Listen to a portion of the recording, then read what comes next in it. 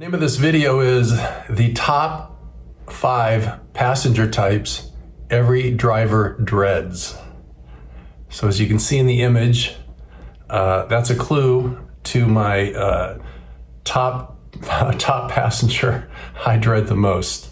So this is a good one. With 32,000 rides under my belt, I've definitely developed some love type of passengers and some dreaded passengers. And in this video, I'm going to share with you the 5 that I do not like the most. Okay? And stick around to the end. I'm going to share with you why you don't need to worry about these passengers, remembering you are the king or the queen of your own rideshare business. So all that and a whole lot more coming right up.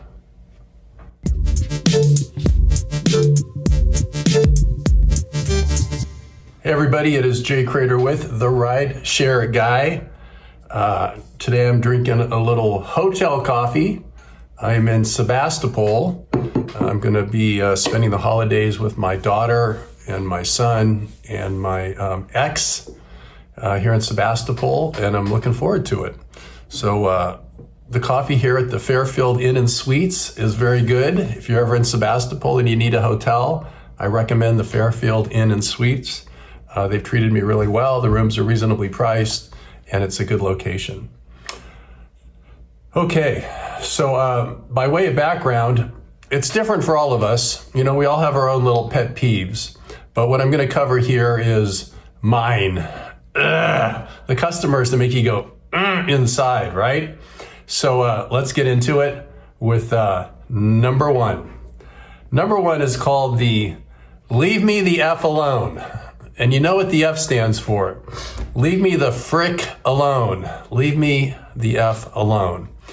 This is usually a woman passenger, and they generally sit behind me. Okay, so let's look at this image, right? They're not saying leave me alone. They're just so immersed in what they're doing that you can just tell they don't want to be bothered, right?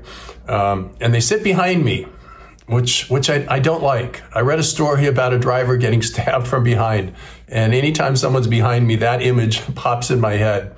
And I realize a woman in a car with me, I'm a 6'4" male, can seem threatening. So I totally get it. I just don't like it. And so there's nothing to do. How do you get a good tip out of this customer? Drive nice and smooth, and that's it. So over the years, I've just come to accept this is a common thing, and relax. You know, just relax. Usually it's a woman. Let her have her space, and give her a great ride. Number 2, I called it the gregarious Trumper. So this is the person who wants to talk politics. And it could be pro-Trump, it could be anti-Trump, it could be any topic, but Trump's obviously a big topic. And they're looking for agreement. And what I have found the best thing to do is just to nod my head and say things like, gotcha, okay. And don't take a side. Even if what they're saying you find so offensive that you want to vomit, you got to just hold that center ground, and that could result in a tip because you're not disagreeing with that person. You're just nodding that you're getting what they're saying. But it can be irritating, especially if they're hammering you with a point of view that you don't agree with. So that's number 2. Okay, number 3 I call so drunk they almost fall. So drunk they almost fall. So you've driven to pick this person up. It's almost always a male, and you're excited about the ride, but you can see as you're approaching, this person can hardly stand up. I still remember to this day a guy in the marina in San Francisco leaning against the telephone pole at like 5:30 in the morning, and he started to come towards me, and he just swayed. And what I do is I don't let him in my car. I just drive away, and I just cancel that ride. There's no point in putting yourself in risk, your car at risk, for somebody who's that drunk they can hardly stand up. Another passenger, it was a man and a woman in their 20s, and it was like 4:30 in the morning, and they were both on the ground. They literally could not stand up. They were on the sidewalk, like lying down, flopping around. And again, I just said, see you later. I'm not going to take that ride. And it's a bummer because you're excited about the ride. It would have paid well, but you just got to let it go because it's not worth having someone heaving in your car, maybe, moving their arms around, maybe hitting you. Who knows? Especially with the dynamic of a man and a woman who are drunk. Can you relate to these? Can you relate to these? Huh?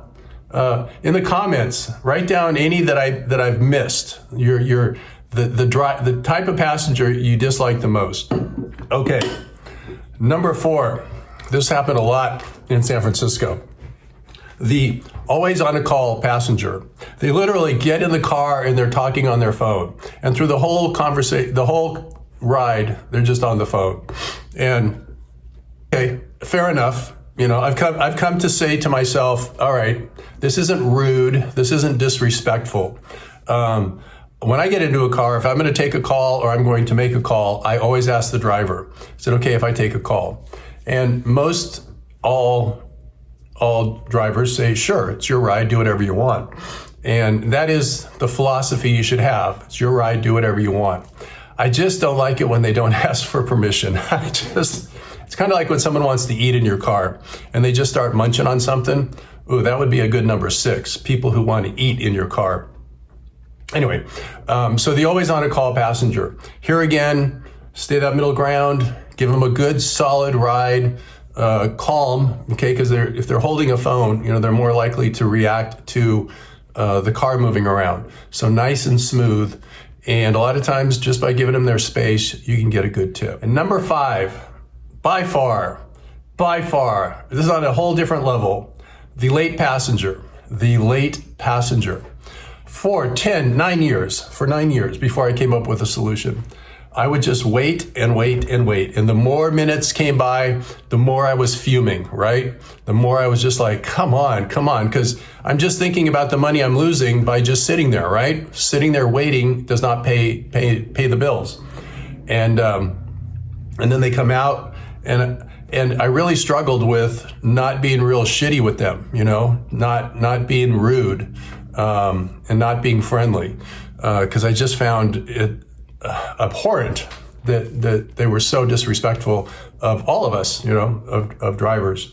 So what I decided to do a few years ago was I only wait 3 minutes. So if I show up and they're not ready in 3 minutes, I'm going to leave and cancel the ride. That way, at least I feel like I'm a little bit in control. And yes, I'm losing out on a ride. But for me, going through the anger and the frustration, it just made sense. And then this last year, I just was like, okay, they got 5 minutes, give them the 5 minutes. And if they show up, make it a point to be very friendly and say, hey, no big deal. It's okay. Don't worry about being late. It's your ride and you got 5 minutes and you made the ride, so let's go.